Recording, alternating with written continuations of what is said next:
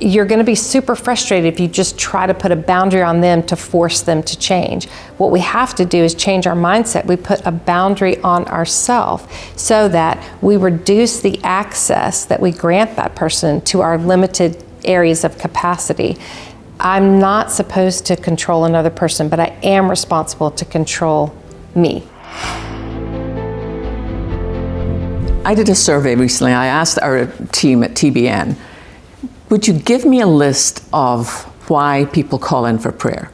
I wanted to know, like, what are particularly the last 2 or 3 years, which have just been so bizarre, so many people are lonely, devastated. But I wanted to know, what do people call in for prayer about? And I found out that a vast majority of the people are calling in because they're having marital problems. And I think the COVID epidemic exacerbated that, because suddenly people were home together a lot when things were, I mean, Barry and I have been married for 28 years and I almost killed him during COVID, which I still think might have been technically legal during COVID, because he wakes up talking. I mean, he just talks, and I like quiet in the morning. All of that to say, when did you, who always have this idea of how life is going to be, when did you begin to think things were not going well in your marriage? It was in 2013. And, you know, at first I could pin it to other things. You know, we had 5 children, and so that's a very busy household. And some of our kids were, you know, graduating, going off to college. And so I just at first attribute it to there's lots of transition happening, and, you know, sometimes it's hard. And then, you know, my ex-husband was experiencing, you know, a significant birthday. And so I thought, well, maybe it's just that he's kind of hit that place where he's feeling like he's getting, you know, older than he would like to be or whatever. So I always had things that I could attribute what I was feeling and sensing to that were a whole lot less severe than what was actually happening. And I didn't find out for sure what was happening. I got through 2013, 2014, 2015. But I knew just there was something, it was like an undercurrent of turmoil that I wasn't used to, and that made me very, very, very anxious. And at the same time, I think he was trying to convince me that I was the crazy one. And so every time I would ask questions, you know, he would just say things like, you know, Lysa, we really need to like work on your mental health and stuff. And so I now know that the counseling term for that is gaslighting. I didn't know it then. And then in early 2016, the day of my oldest daughter's rehearsal dinner, I found out for sure that he was having an affair. I really do think that my body just went into shutdown mode. I knew I had to get through the wedding for my daughter, and so I did, but I was in a complete fog. I was smiling on the outside while I was screaming on the inside, just desperate to wake up and have this all be a bad dream, but it wasn't, it was real. Not only that, but it wasn't something he was willing to walk away from. Where is God in all that? Because I'm thinking of people who are thinking right now, yeah, that is my story. Where is God when he's not answering your prayers in a way that makes sense? Well, it's a lot easier for me to answer that question now. If you would have interviewed me that day, I would have said, I have no idea where God is, you know, and I think it's okay to be that honest and that terrified and that broken. But here's what I know to be absolutely true. We don't serve a do-nothing God. God is always doing something, and that something is always pointed in the direction of good. And I could not see the good in that season. It was impossible for me to see the good in that season. But what I could do is trace God's hand of faithfulness behind me. And I could remember other circumstances where God was good, circumstances I didn't know how I was going to get out of. And so that didn't fully comfort me, but it did remind me that I may not see the hand of God moving in the way that I think it should. But that doesn't mean God isn't moving. It just may mean he's doing something different.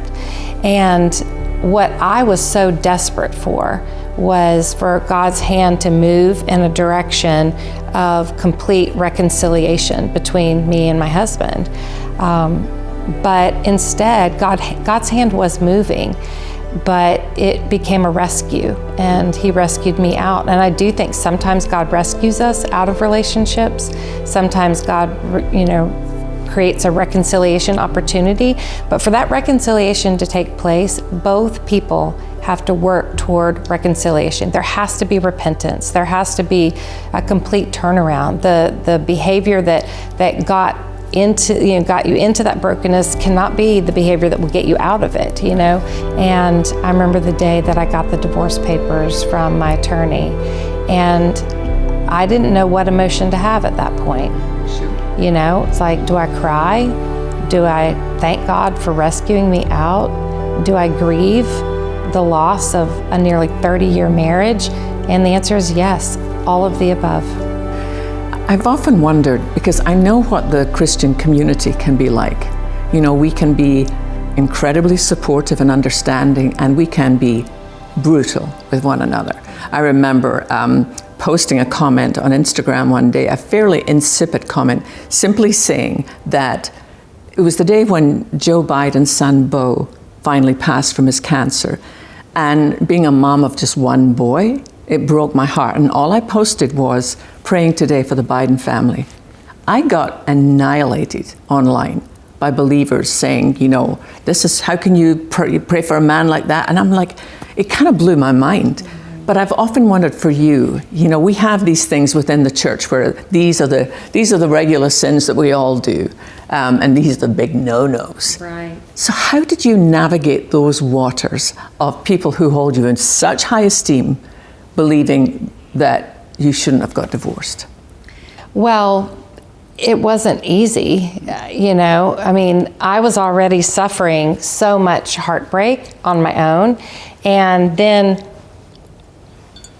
to add on top of that, people, well-meaning people, but people putting pressure on me. Lysa, if you get a divorce, you're basically giving permission to a whole generation of women to also divorce their husbands. Mm-hmm. And I just thought, well, first of all, I'm not that powerful. Second of all, I'm absolutely not giving permission to anyone. And third of all, I am just trying to survive a story that I didn't want. I didn't want this divorce. I didn't see it coming, and there was nothing that I could do to change him. If I had power to change another person, I would have. Yeah. But all I had to do was, all I could do was to save myself and save my sanity. And I did a lot of research around what helps kids be resilient after something as tragic as a divorce. And the research shows that the number one thing that can help a child be resilient past a divorce, especially an unwanted divorce like mine was, is to have one healthy, stable parent. And if I wanted to be healthy and I wanted to be stable, then I could no longer participate in the dysfunction that was going to take both of us out if I didn't get out. You mentioned 5 children, and 2 are adopted. Am I correct in that? 2 darling boys are adopted. How do you help your children in that process? Because I think it's something that, it's the same as, my story. My story is to do more with mental illness, which doesn't just impact me, it impacts our family, it impacts my husband, it impacts our son. And I was trying to think, what would that have been like for you in the midst of your own overwhelming grief? Because what people probably don't understand is the years that you tried, the year after year of extended grace and forgiveness. How do you help your children? What do you say to them when they don't understand? I think when the trauma is not just one trauma, but it's over and over and over, and it's this trauma and then that trauma and then this one. And my kids were of the age where it's not like I could sort of hide some of the impact of all of this from them. And so, unfortunately, they were knee deep in the trauma with me, not because I pulled them in there, but because they were very aware of what was going on. And so I don't know that I did it all right, but I can tell you a couple of things that I did right. And one is I made a commitment to my kids that if they had questions, I would answer them truthfully. But I also made a commitment to them that I wouldn't continue to talk about things beyond what their questions needed. And they even asked me as a very healthy boundary, they said, please don't talk about our dad unless we ask you questions. And, you know, I think part of that is I could get a divorce, but they were not in that situation, you know, that they can't divorce their dad. And so I respected that boundary, and I think that was a really good, healthy thing. So I don't know that I did it all right, but I would say those conversations were important, and also getting good counseling and making that available to my kids so that they didn't always feel like they had to process it amongst themselves or process it with me, that they could go in a neutral environment and someone who was trained with how to heal from trauma. Giving them access to that was really important too. How did you deal with the anger? Because I was trying, which is impossible, to put myself in your place, knowing some of the behind the story details of how awful it was at times. What do you do with that? Or were you angry, or were you more grief-stricken? But how do you handle that? I think I was shocked. That was my primary emotion. And I remember going into my counselor and I kept saying, I just can't believe this. And then next week, I just can't believe this. And then the next week, I just can't believe it. And finally, my counselor says, really? You can't believe it? Because pretty much this has been a pattern now where I think you should believe it. And he helped ease me to the place where I understood mental health as a commitment to reality at all costs. Wow. And so part of my struggle was I wanted to and I needed to feel all the feelings for sure. But I also knew that while those feelings could indicate things that I needed to address, I didn't want them to dictate how I suddenly lived my life. And so I could feel angry, and boy did I feel angry sometimes. But I didn't have to live as an angry person. Easier said than done, obviously, and I would give myself lots and lots of grace for certain moments that it was just a flood of emotion and that was it. But I also knew from almost the very beginning of this that it was not going to be something I could get over. It was something that I was going to have to walk through. Yeah. And there were not going to be any shortcuts. And I'm thankful that I had wise people around me to give me some really crucial nuggets of advice that were very, very important. And one was my counselor, his name is Jim Kress, he's amazing. But he one time said, Lysa, a sign of true healing is that you can go home and sit in the quiet alone with your own thoughts and be okay. Wow. And I really did not like that answer.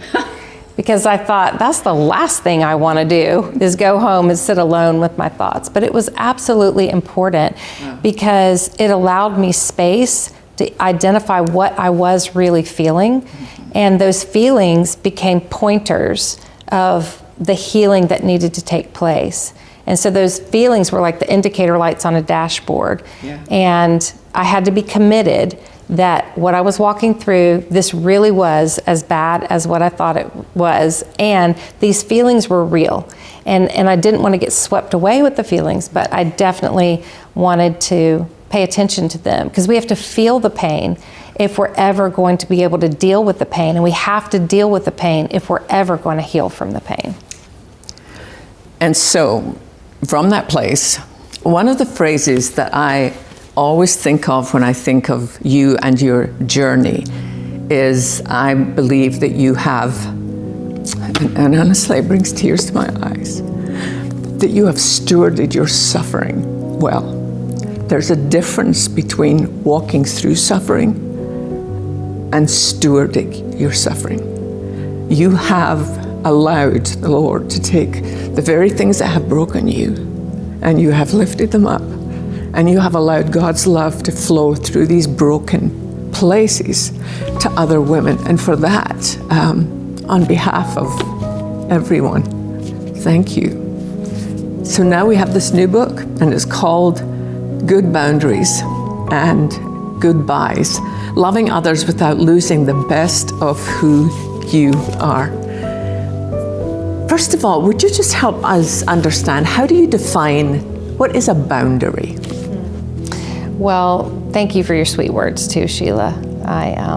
I appreciate you saying that. That has been my prayer, to steward well. And honestly, this book is part of that, because a boundary, I think sometimes we think of boundaries as an attempt to shove another person away, or to control another person who seems a little bit out of control, or to fix an issue that we know needs to be fixed, but we can't figure out exactly how to communicate it. And so it's just like, okay, well then let me just create a separation with this person so I don't really have to deal with what's the real issue here.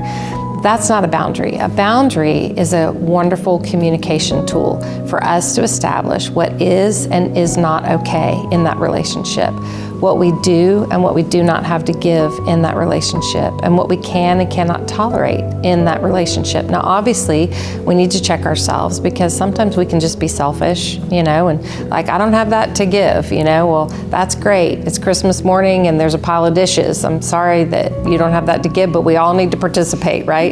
That may or may not have been a boundary that one of my children tried to draw with me. But I think the boundary is this opportunity for us to communicate so we avoid extremes.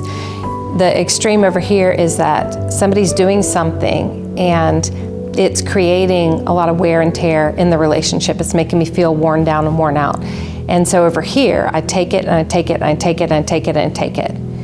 Until one day I jump to the other extreme and say, I just can't take it anymore, I'm done. So a boundary helps us bring things back to the middle and avoid extremes, where we learn how to communicate effectively, like I said, what is and is not acceptable, what we do and do not have to give. And when we do it, and we do it in healthy ways, the boundary action should be a way that we can fight for our relationships to stay healthy.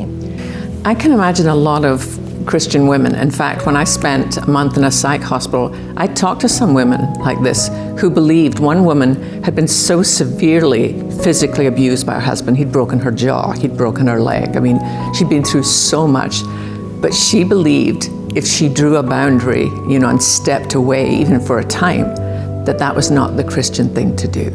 Why do you think we get so confused as believers? Because you say in your book, boundaries are that's not our idea. Boundaries are God's idea.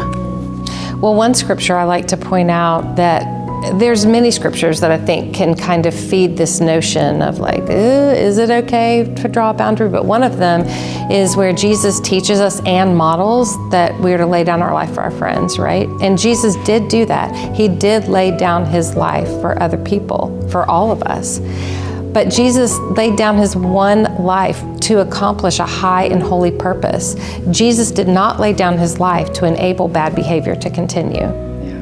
And so I think we must not confuse the good command to love with the bad behavior of enabling choices that really are not going to benefit either one of you.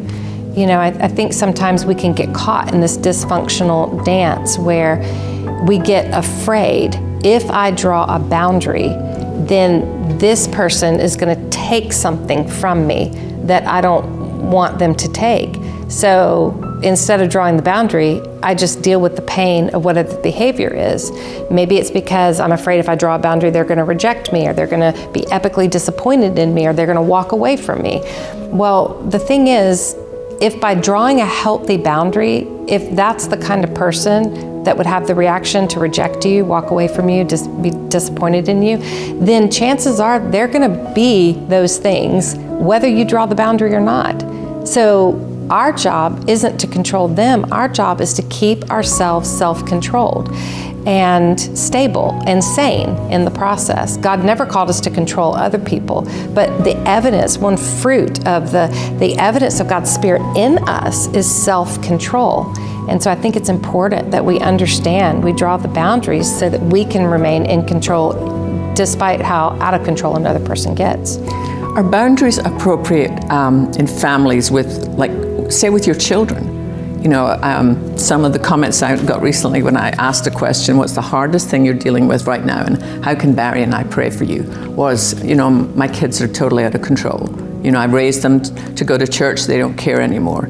How do you apply good boundaries with children? Well, we have to always think about age appropriateness, and we do have a responsibility as a parent. It's not like, okay, I'm going to draw this boundary, and so because you refuse to clean your dishes at night, I'm no longer going to provide food for you. You know, I mean, that's probably not going to work, because you do have the responsibility to care well for your children.